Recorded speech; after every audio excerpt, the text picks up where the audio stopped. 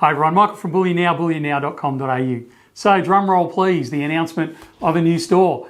We've obviously been talking about this on and off for a few weeks now, and it's generated quite a bit more interest than I actually expected, if I'm completely honest. Now, some good news, bad news in this. The interstate store, we're having to hold off the announcement just that little bit longer. We have to get signatures on contracts and things like that before we can actually officially announce. But we certainly expect to see an announcement on that before the end of July. So stand by on that. But the bonus in the meantime, we are opening a new store in Pakenham.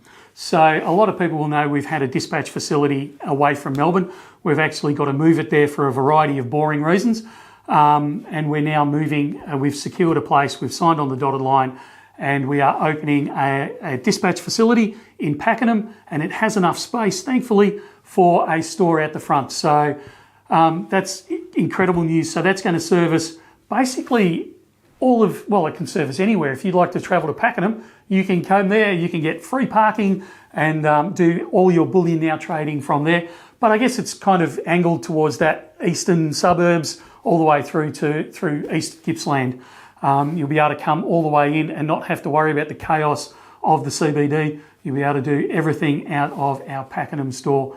So we'll announce the address very, very soon. We've just got security going through the place, organising some things along those sort of lines. As soon as they've finished in there, we will announce the exact address, and we'll probably have a grand opening, you know, balloons, barbecue, all that sort of stuff. We'll have a bit of fun and we'll open the store there. So a little bit of good news, bad news. Like I said, the good news is we have the new store opening in Pakenham as a bonus, but the interstate store, you're going to have to wait just that little bit longer before we can announce it.